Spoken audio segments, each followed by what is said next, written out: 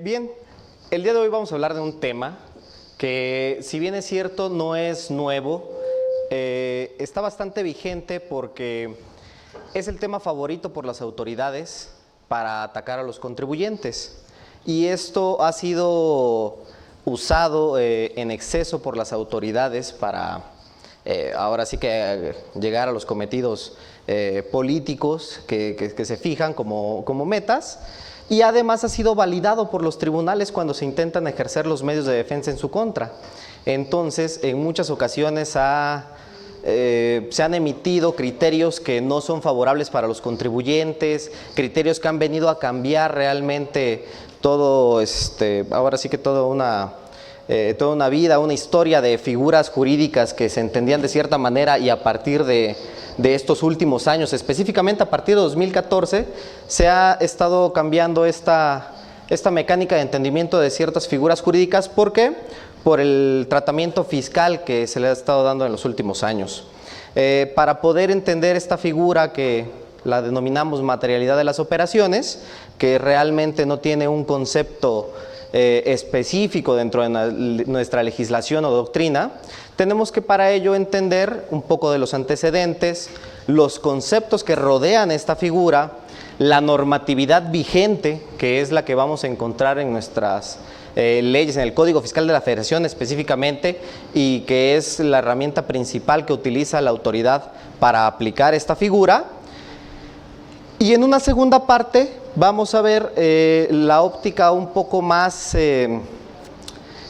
¿cómo llamarla? Un poco más realista, el cómo está ejerciendo, cómo está aplicando la autoridad hacendaria esta figura al día de hoy, qué está solicitándote al momento de interactuar con el contribuyente, cómo está valorando la documentación que te está solicitando, y en un punto final, a fin de cuentas la autoridad no tiene la última palabra, la autoridad hacendaria, cuáles son los criterios que como abogados hemos llegado a determinar que deben permear en este concepto de materialidad de las operaciones, y las sugerencias que les daremos para poder integrarla correctamente, para la cual voy a estar acompañado de mi compañero Andrés Gregorio. Bueno, antes que nada, nuevamente bienvenidos. Carlos, un gusto compartir el juego contigo. Gracias. Y espero que tengamos una pequeña conversación amena y fluida. Retomando la introducción del maestro Carlos, ¿por qué es tan importante hablar de los antecedentes y poder introducirnos al tema de la materialidad de las operaciones?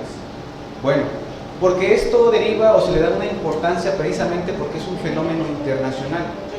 Y todas esas cláusulas o toda esa legislación que tenemos actualmente ha sido introducida a nuestro ecosistema local debido a compromisos internacionales, que, como decía también aquí el compañero, no es un tema novedoso, pero se ha ido perfeccionando a partir de 2014 a la fecha, y como algunos podrán notar, si es que tienen fiscalizaciones directas o ha podido ver con sus clientes o los asuntos que llevan, cada vez se va perfeccionando esto más, y de tal manera pues nos vemos obligados a perfeccionar nuestras técnicas para poder analizar las leyes, para poder ver cómo vamos a soportar nuestras operaciones y pues para acreditar la materialidad, ¿no?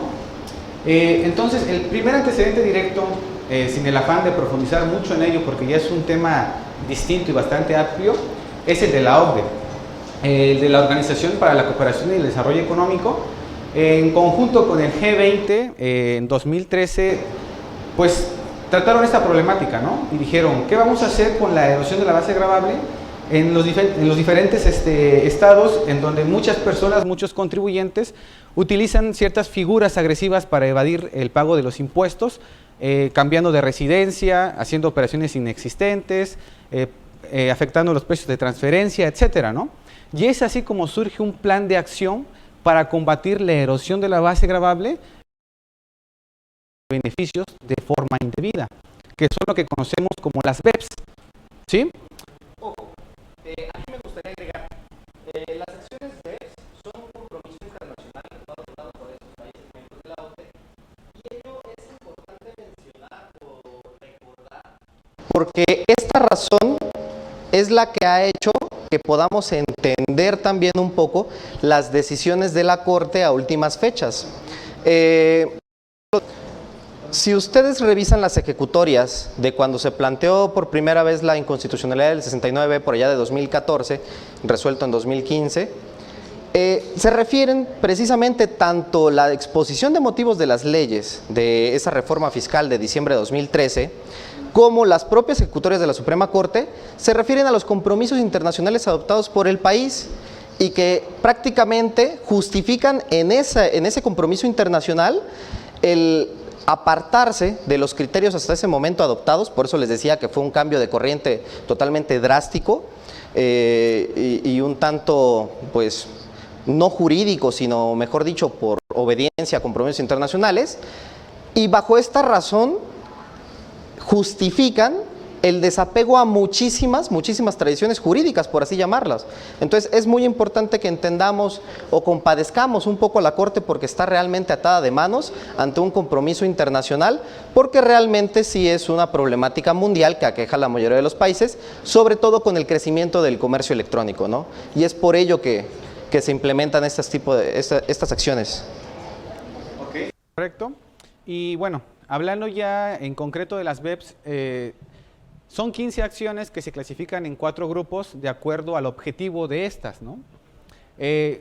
Combatir la economía digital, bueno, regular la economía digital, combatir los mecanismos híbridos, la erosión de la base gravable, prácticas tributarias perniciosas. La siguiente, ¿puedes ponerla, por favor? Los tratados de doble imposición, cómo se tienen que establecer nuevos tratados, y también se está buscando unificar todos ellos en uno solo propiamente, para que la regulación a nivel internacional sea cada vez más uniforme, más coherente. Precisamente eso es lo que se busca, darle una coherencia al sistema internacional para evitar resquicios que puedan ser aprovechados por los contribuyentes que pretenden evadir el pago de los impuestos. Partecita sí me gustaría evidenciar un poco más, porque, por ejemplo, en la acción 6 del BEPS, ahí vemos claramente una de las acciones en forma de compromiso asumido, y que a partir de 2020 ya se vio reflejado en nuestra legislación, ¿no? La acción 6 dice prevención del abuso del CFDI, no, perdón, es la 12, discúlpenme. Exigir a los contribuyentes la revelación de sus mecanismos de planeación fiscal agresiva, y es por ello que se crea esta reforma del Código Fiscal de la Federación, que es la revelación de esquemas reportables, que no sé si lo recordarán, es ahora sí que una figura totalmente nueva a partir de 2020, y es precisamente en apego a este compromiso internacional. Este es como el más claro ejemplo, porque en los demás no es tan textual el copia y pega. Aquí básicamente no se rompieron la cabeza en copiar y pegar el nombre de la reforma, ¿no? Pero básicamente, como lo ven, es combatir la erosión de la base gravable a través de, ¿qué? De cláusulas antielusión. Ahí es en donde van haciendo o dándole forma un poco a cómo cumplir ese compromiso internacional. Todo ello se va a evitar o se va a combatir a través de cláusulas antielusión. ¿Y qué es una cláusula antielusión? ¿O qué objetivo tiene una cláusula antielusión? Una cláusula antielusión es una figura legal, y por ende debe existir en ley, valga la redundancia, a través de la cual se va a tratar de descubrir ¿qué? La verdadera esencia de la operación jurídica, de la operación mercantil. El primer vestigio que encontramos en este tema es en inglés, realmente soy malo para la pronunciación, pero lo pueden encontrar si lo googlean así: Principal Purpose Test. Esa es realmente la traducción, bueno, al revés, ese es el vocablo. La traducción que se le intenta dar es razón de negocios. Entonces en español vamos a encontrar muy poco de razón de negocios.